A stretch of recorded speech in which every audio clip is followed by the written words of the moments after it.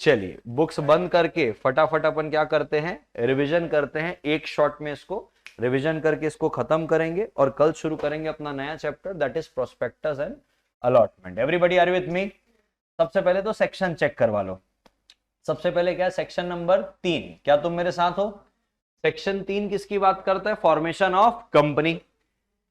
Section 3A किसकी बात करता है कि अगर मिनिमम रिक्वायरमेंट्स हैं जो, उससे अगर कम हो जाओगे तो क्या होगा। अरे रिपीट करो साथ साथ में। 3 क्या हो गया? फॉर्मेशन। 3 स्टैट्यूटरी मिनिमम रिक्वायरमेंट्स, अगर मेंबर कम हुए तो क्या होगा। 4 मेमोरेंडम, 5 आर्टिकल, 6 ओवरराइडिंग यानी कि act will override to MOA और एओए और रिजोल्यूशन और any kind of resolution, any kind of agreement. 7 में इनकॉर्पोरेशन, 8 में सेक्शन 8, 9 में इफेक्ट ऑफ रजिस्ट्रेशन, 10 में है इफेक्ट ऑफ एमओए और एओए, 11 ओमिटेड है, 12 रजिस्टर्ड ऑफिस का है, 13 alteration of MOA, 14 alteration of AOA, 15 Altered copy attach करनी है, 16 रेक्टिफिकेशन, 17 कॉपी जो मांगेगा तो देनी पड़ेगी, 18 कन्वर्जन, 19 सब्सिडरी होल्ड करेगी क्या, 20 service of document, 21 power of attorney का साइन, और 22 में बोला कि देंगे कैसे अथॉरिटी। 21 में बोला कि किसके पास अथॉरिटी है और 22 में बोला अथॉरिटी देंगे कैसे। बरोबर है। एक बार वापस से सेक्शन रिपीट करेंगे। 3 क्या है? Formation of company. क्या तुम मेरे साथ हो? 3 क्या है? Formation of company. 3A में बोल रहा है स्टैट्यूटरी मिनिमम रिक्वायरमेंट से कम हो जाएगा तो क्या होगा। 4 MOA, 5 AOA, 6 overriding, 7 incorporation, 8 section 8 company, 9 effect, 10 effect of registration of MOA और एओए। 9-10 लगभग एक ही बात करता है। 11 ओमिटेड है, 12 रजिस्टर्ड ऑफिस के बारे से बात कर रहा है, 13 alteration of MOA, 14 alteration of AOA, 15 Altered copy यानी कि हर कॉपी में अल्ट्रेशन होना चाहिए, अगर गलत कॉपी दिया तो हर दिन का हर कॉपी का 1000 रुपए।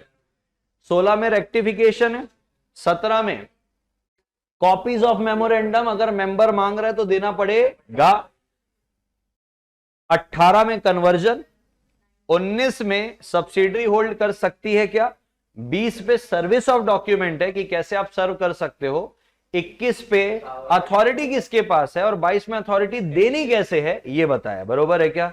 तो अगर मैं 3 की बात करूं तो सबसे पहले 3 में हमने पढ़ा कि पब्लिक बनानी तो 7 और मोर, प्राइवेट बनानी है तो 2 और मोर, और ओपीसी बनानी है तो 1।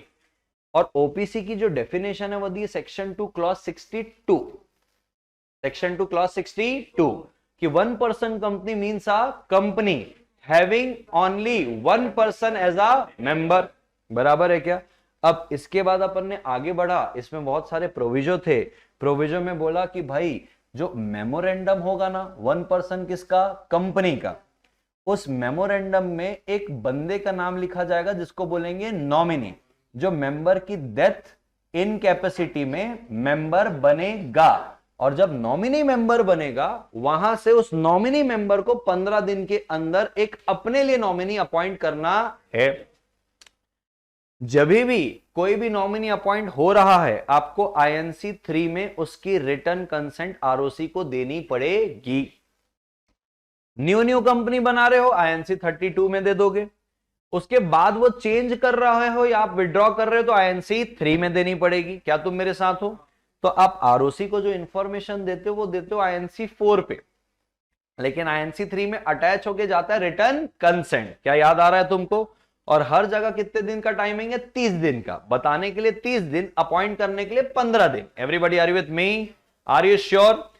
अगर कोई नॉमिनी, क्योंकि वो नॉमिनी है और नॉमिनी की वजह से वो 2 जगह ओपीसी में मेंबरशिप ले लेता है, तो 180 डेज के अंदर उसको डिसाइड करना है कि वो कौन सी ओपीसी में मेंबरशिप कंटिन्यू करना चाहता है।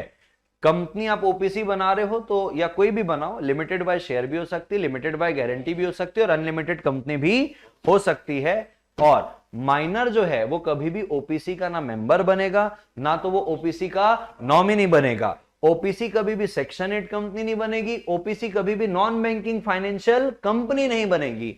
ओपीसी अगर बनाना है तो मेंबर और नॉमिनी दोनों का नेचुरल होना जरूरी है, इंडियन सिटीजन होना जरूरी है, रेसिडेंट इन इंडिया हो या अदरवाइज चलता है, कोई दिक्कत वाली बात यहां तक।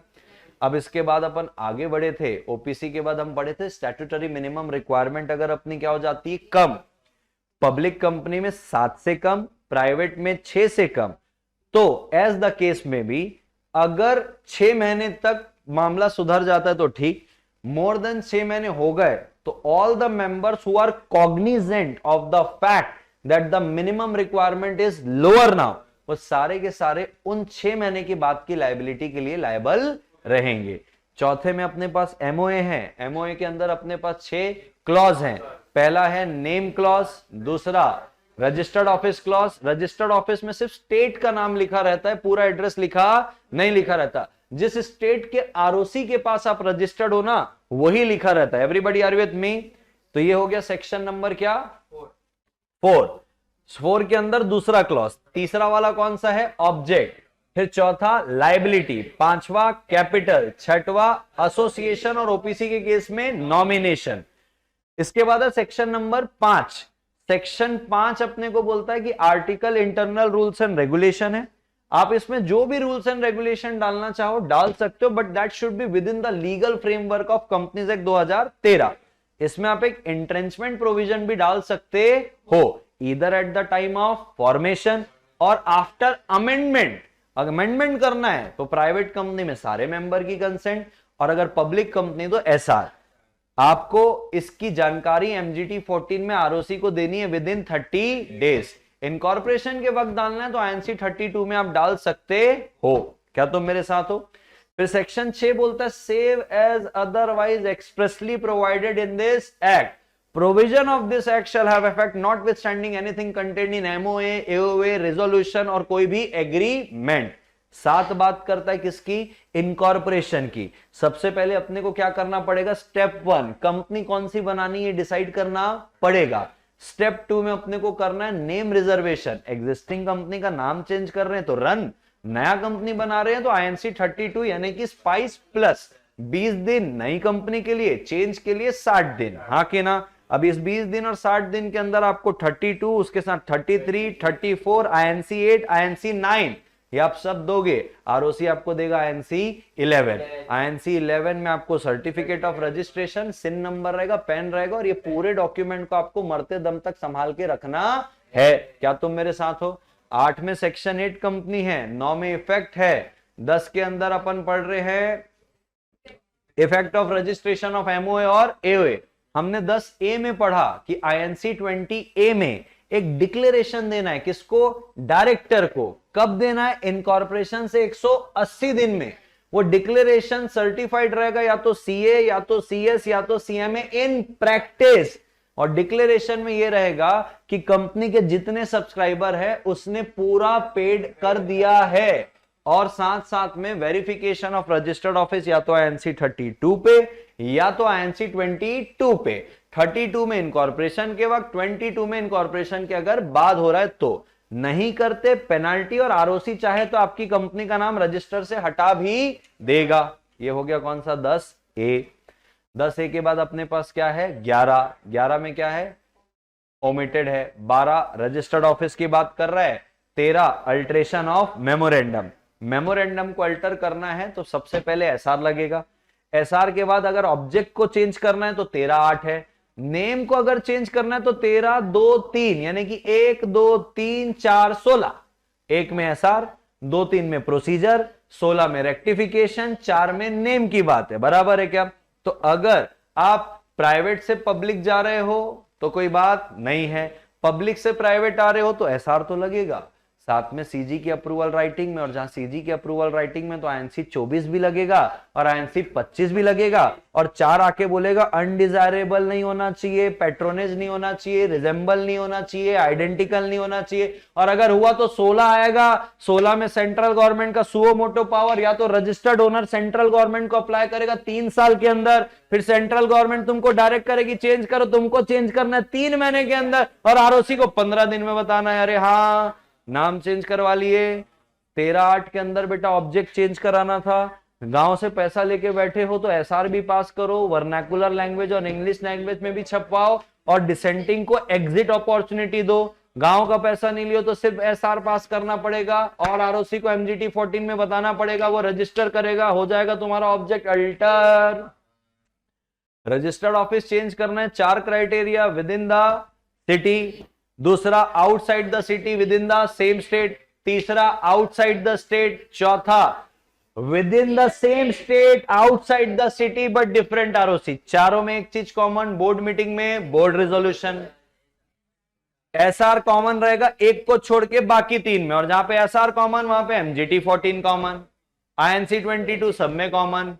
गांव छोड़ के भाग रहे हो तो 26 भी लगेगा, गांव छोड़ के भाग नहीं रहे हो तो 23 और 28 लगेगा। अरे हाँ कि ना, करवा दिए रजिस्टर्ड ऑफिस भी चेंज।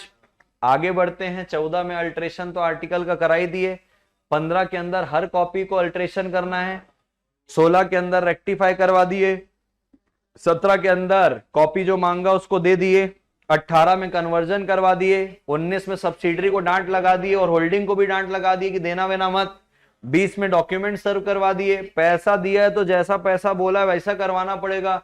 21 में बोला है कौन ऑथराइज है, तो बोले केएमपी ऑफिसर और employ authorize by board. Authorize कैसे करोगे 22 में, तो बोले अगर कंपनी के पास कॉमन सील है तो वो अथॉरिटी वाला जो पेपर रहेगा उसमें कॉमन सील लगेगी, और अगर अथॉरिटी वाले कॉमन सील नहीं है तो 2 डायरेक्टर, अगर सीएस है तो 1 डायरेक्टर और 1 सीएस। जब तक ऐसी अथॉरिटी नहीं है तब तक सामने वाला व्यक्ति ऑथराइज।